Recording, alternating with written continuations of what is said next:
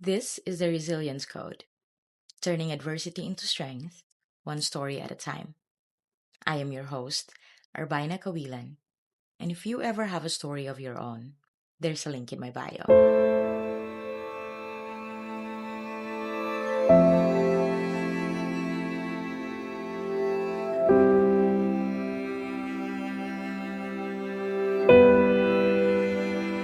After water, I wanted to talk about air. Because healing doesn't end when crisis ends. Sometimes the part after survival is what challenges you the most. Air is the reason where everything feels lighter, but not necessarily easier. You are not drowning anymore. You're not fighting anything. Life is quieter. And that quiet can feel unfamiliar. A lot of us move through this phase without naming it. You're functioning, you're stable, people around you think you're doing better.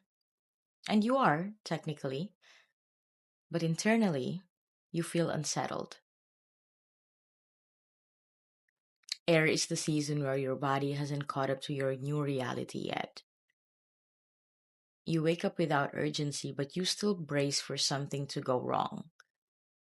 You go through your day with less stress, but your mind keeps scanning for danger. Nothing is falling apart, but your nervous system behaves like it's still preparing for impact. You spent so long managing fires and navigating storms that when things finally calm down, peace feels unconscious and suspicious. And that's what no one talks about. When the crisis ends, you don't immediately land in relief. You land in awareness. You start noticing what survival taught you and how deeply it shaped your reactions. The beliefs you picked up when you were trying to stay safe don't disappear overnight. You still overthink simple things. You still anticipate disappointment even from safe people. You still feel guilty when you rest. And you still wait for the ground beneath you to shift. Air isn't the moment you feel healed. It's the moment you realize how much healing you still need.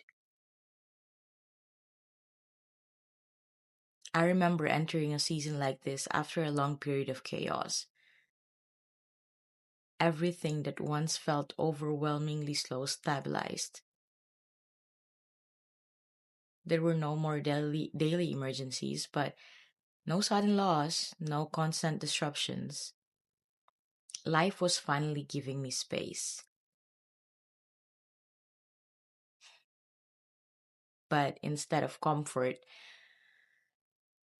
the space made me uneasy. I kept waiting for the next problem. I kept checking for signs that something was wrong. I kept asking myself why it felt out of place in a life that was finally calm. And I realized something important. Your body doesn't know the crisis is over just because your mind does. You can be safe and still feel unsafe. You can be free and still act like you're trapped. You can be supported and still prepared to be abandoned. That is not weakness. That's conditioning.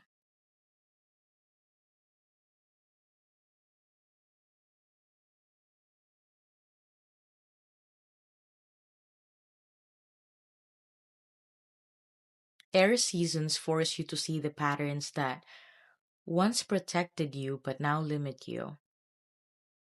Patterns like shrinking yourself to keep the peace, predicting disappointment to avoid pain, and apologizing for needs before you even express them. It can also look like over explaining your decisions to avoid conflict, or scanning rooms to identify threats that really not there. Survival mode lingers long after survival is over. I had to realize that. And in this season, you learn that healing doesn't always look dramatic. Sometimes healing looks like sitting in silence without assuming it means something bad. Sometimes it looks like trusting what's in front of you instead of preparing for loss. Or sometimes healing looks like letting stability feel real instead of temporary. Easier said than done, though. I'm still learning it myself.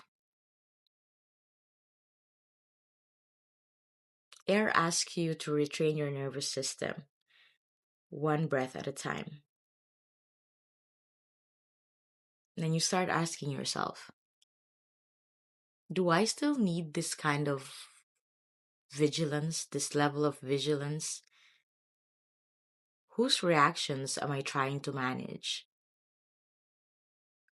What parts of me grew from fear instead of truth? Do I know how to live without tension as the baseline?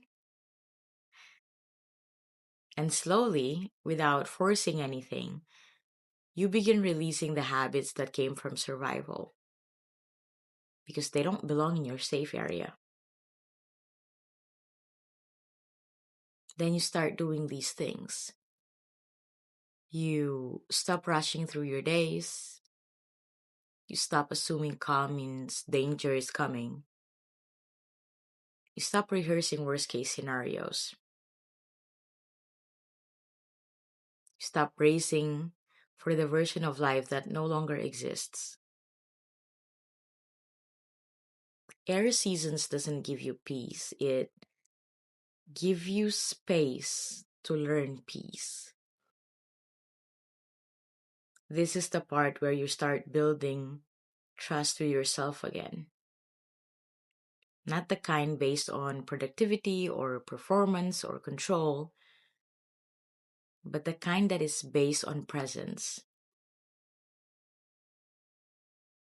You learn how to breathe without holding tension in your chest. You learn how to accept good things without fearing their expiration. You learn how to rest without apologizing. You learn how to stay open without assuming pain is hiding behind the next corner. Air is uncomfortable because it stretches you. It invites you to stop living like everything is an emergency. It reminds you that safety is not a moment, it's a practice. And healing begins at the point where your body finally realizes that it no longer has to protect you from everything. Shoulders down, away from your ears. Your posture is fixed. You breathe normally. That's the work of air. So, today, I wanted to ask you, where are you still holding your breath even though danger has passed? What habits from your survival era are still shaping your choices today? And what would it look like to trust the stability in your life instead of waiting for it to disappear? resilience doesn't mean staying alert forever. It means learning how to soften into the life you fought for. Even if it takes time for your body to believe you're safe. That's it for today's story. If it stayed with you, sit with it. If it helped, pass it on. And if you've got something of your own, there's a link in my bio. You don't have to fix it. You don't have to explain it. Naming it alone gives you freedom. And always remember, resilience isn't pretending you're okay. It's about choosing, again and again, not to be hardened, but to be changed.